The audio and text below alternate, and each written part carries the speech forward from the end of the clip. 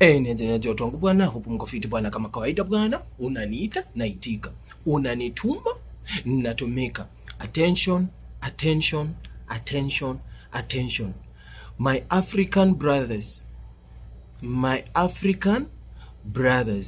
if you know you are a foreigner in this country, please listen to this carefully, and if you know you are going to listen to what I'm telling you, please spread to your friends, at least wasikuje wakapatana na mambo ambayo ningekuwa sina akili, ningekuwa saizi niko pabaya. I just want to tell you guys, kuna mchezo inaendelea Riyadh, na hiyo mchezo si mzuri, na hiyo mchezo inaweza ikalead watu wengi wakafungwa maisha kwa inchi za wenyewe, of which niko 100% sure watu wengi wamefungwa juu ya hizo maneno. This goes basically to men, wale wanaume wenye wako na valid documents. Please listen to me careful. Sitaki ukuje upatwe kwa mashida uanze kusema oh I wish ningesikiza chopa. This I did for myself, and I wanted to know, kweli hizi vitu ni ukweli ama tu ni porojo za watu wanataka tu waendeleze mambo yao isemekane kwamba wako legit, and yet they are not legit. Guys, you see these groups zenye unapatanga, ama you see someone has posted a job, okay? House driver needed urgently, okay? House driver needed urgently, okay? Salary 2,500. Put your question mark. How comes 2,500? A lot of people have been coming into my inbox wananiambia chopa, it's like this and this and this, but please, can you do us a favor? Mimi huwa nafanya favor, najitolea, I risk my life kisa na maana to help my brother, to help my sister.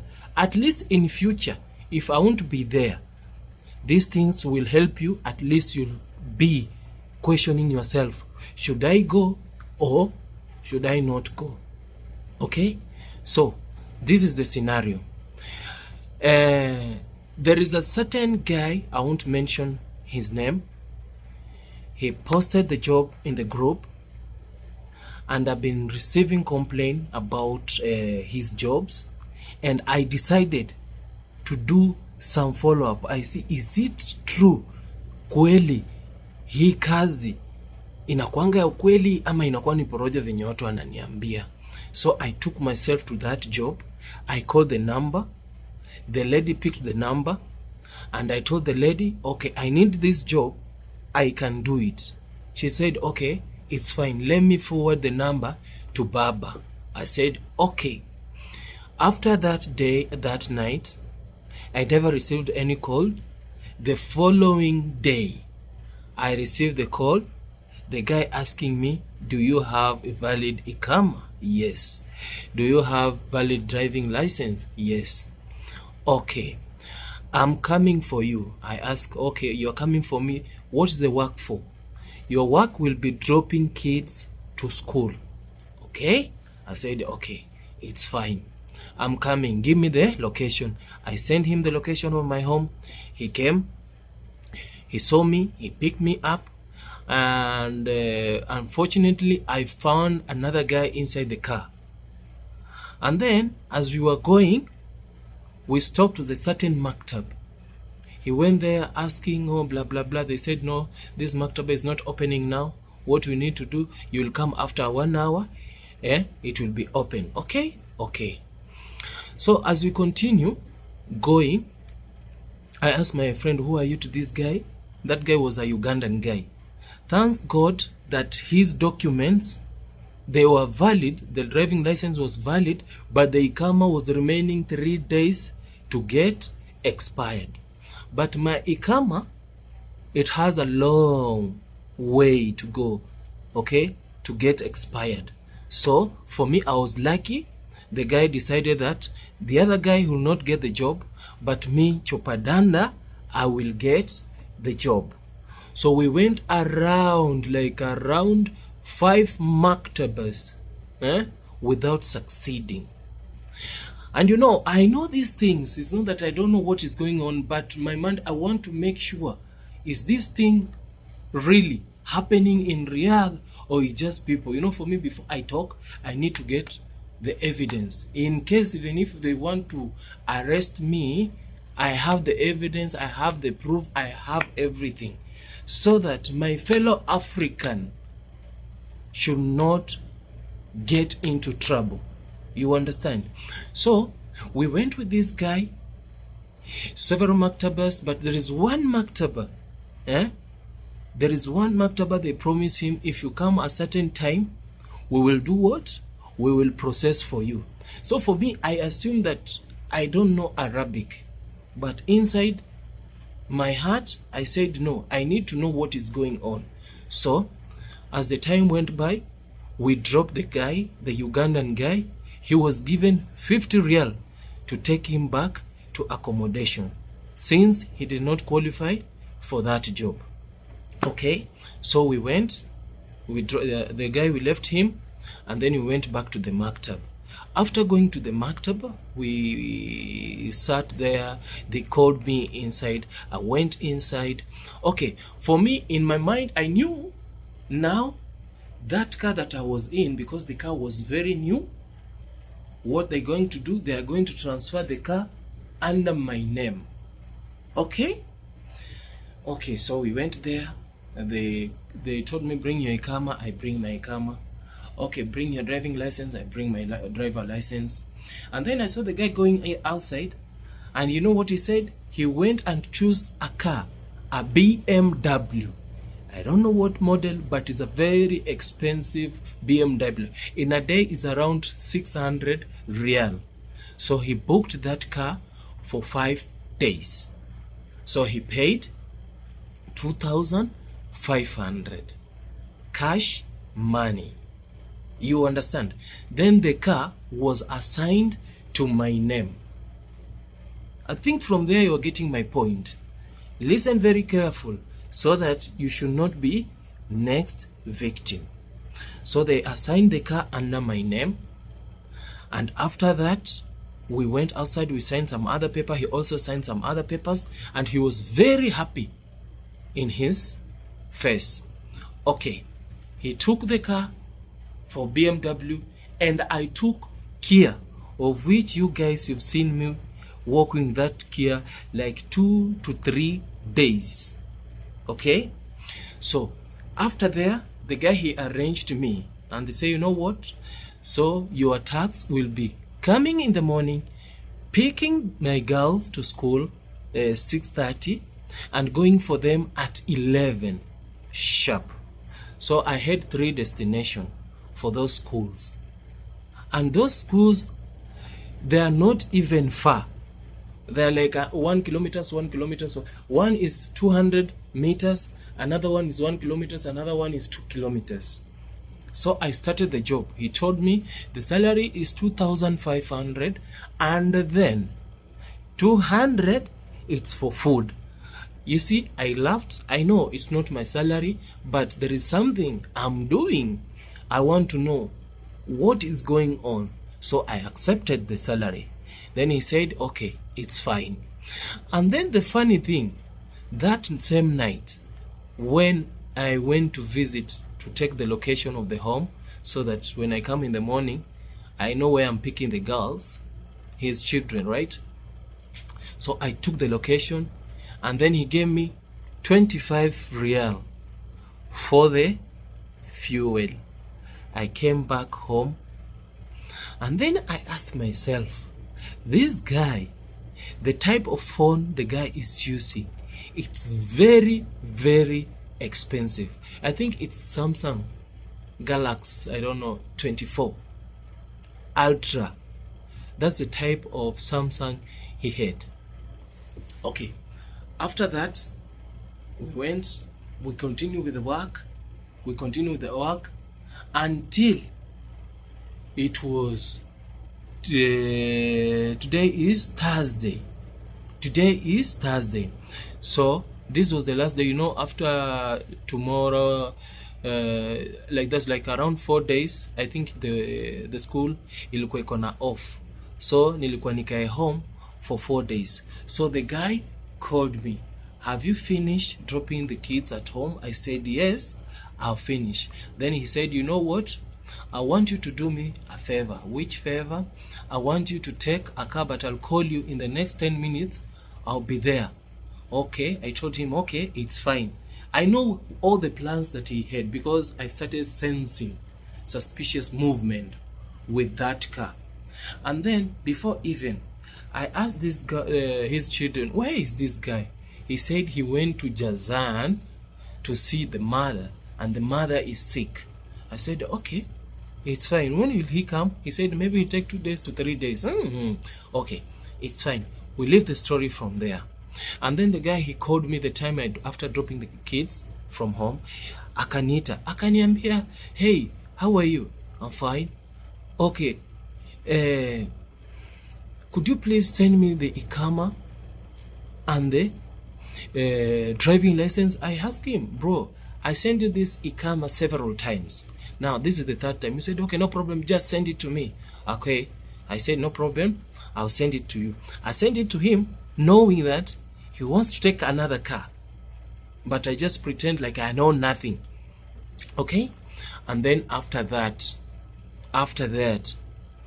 he called me, same guy in the maktaba. He asked me, hey brother, how are you doing? I'm fine. So and so has come into the office and he wants to rent the car under your name. I said, okay, it's fine, he can rent under my name, but put the driver on his name. He said, no, it's difficult, we have to put on your name so that in case of anything you will be the one to handle the situation. You know what I said? I said, no, I cannot allow that. It's not possible. I have another car under my name, and unless if you want to take another car, he has to release the previous car. He said, yeah, I need to release the previous car, but you need to add this one. I said, no, I cannot add that one. Then he said, no, so you cannot help? I said, no, I cannot help from there since I have another car. You have another car, I have like 3 cars under my Ikama, so there's nothing I can do about it. Then I hung the phone. After some 10 minutes, when I was going home after dropping his kids at home, he called me again. He said, hey brother, where are you? I told him, I'm going home, but in case you need me, you just holler me. He said, okay, it's fine. I went home. I reached home. The moment I arrived home, I found my my tenants. Some were vacating to go to another new house, the rental houses, because of some issues. So I was transferring them to go and show them the room that they need to go and get their stuffs there. So tukaenda, nikafika kwa ile hao, nikapark gari nje, and then I made sure I've locked the car, and then nikabaki na kifungu. Let me show you the key. So nikabaki na ufungu, nikabaki na kifungu. So this is the car key, the one I remained with. Okay, from there I hope you're getting the point. So I went inside, I arranged everything. I told this guy, so this will be your room. You decide to choose the rooms, the one you want. So the guy decided, so I'll go with this room. You know, we came with another car also, so there were 2 cars outside. So the guy went outside. After going outside, he wondered, the car for this guy, now my car, it has vanished or what? He came inside and asked him, brother, where is your car outside? I can't see your car. Where is it? I was like, hey, what do you mean? You can't see my car outside? He said, no, I can't see your car outside. Why? I rushed outside. After checking outside, I didn't see any car. The first call, I called the Saudi guy. hello brother, hi, I can't see my car outside. Do you have any idea who stole the car outside? He was like, what do you mean? You stole the car? There was a camera outside. I said, yes, my house has the camera. Actually, 2 cameras. He hung the phone. He said, you know what? I'm in Abha. Okay? I cannot come now. I'm very far. But wait, don't call the police. Okay? I will follow up the car. I want to know where. Let me call my friend. Okay? I said, okay, it's fine. And then something came into my mind. Because I know this is the game this guy is playing. I called the police. 911.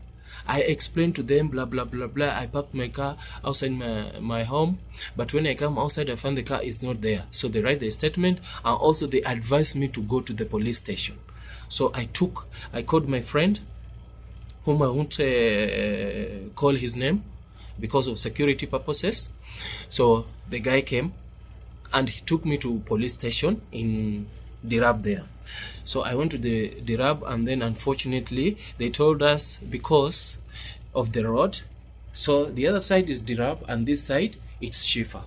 So I never knew. Today it's when I knew where Shifa starts and where Shifa ends. It's because of the road. The other side of the road is Riyadh, the other side of the road is Shifa. So they instructed me to go to police station in Shifa down there, Badr. So I took the guy, my driver. We went straight. Actually, I thank this man. He helped me a lot to translate into Arabic. I don't know how do we call that one. Something G what? I don't know by the name. I know you know those things. So I just said what happened, and the phone automatically recorded everything, and the car and the number plate, everything. So it was located because the other guy, he didn't understand English, so we had to translate it in Arabic, so that when we reach the other side of the Shofar police station, it will be easy for them. Okay, we went there, we reached, and then we took the ticket, and then after that it was our turn. So we asked the guy, I explained to the guy what happened, and the guy checked in the system, and he saw actually I have a BMW on my Ikama. Okay, and then when they checked the Kia, they found it's not under him, it's under another person who is a Bengali guy. So this Kia, it wasn't the under that Saudi guy, nor it wasn't under my name, but it was under Bengali guy. And then the BMW now, it was under my name, but I don't have that BMW. The Saudi guy is the one who is using the BMW. And don't forget, this guy, he is in Jazan and it's not in Abha.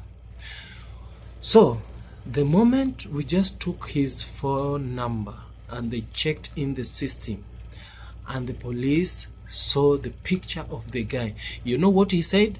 Brother, this guy is mushkila ziyada. A lot of cases.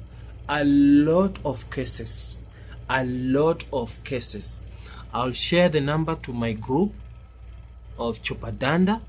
In case you see that number calling you, run for your life. Then I was lucky. Thanks God. From there, I explained to the police very well. They had to follow up everything. And then you know what the police did? The car for the Maktaba rental, they had to block. So they blocked the car for the rental side, and also they blocked the car that was rented under the name of the Bengali guy. So the time they were trying to call the guy was not picking the call. So this is what may happen if I couldn't go to the police and report the matter to the police. This guy is a criminal, and I know the work he's doing maybe is not the straight work. So guys, please, outside there, be careful. Don't rush to these works. 2,500, avoid that work. It's always in Jaradia.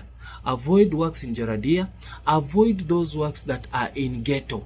Avoid. If you see any work in Gubera, run for your life. If you see any work in Yamama, run for your life. If you see any work in Manfuha, run for your life. If you see any work in Jaradia, run for your life. Please, I don't want you, my people, to fall into trap. Assuming that I wouldn't have the brain, my brother, tomorrow you'll hear Chopadanda is nowhere to be found. Chopadanda is in prison for 20 years, I don't know, even prison for life, in prison. So guys, please be careful, and I thank God that everything now it's good, but I'm remaining with the car key. See you next time, and I love you guys.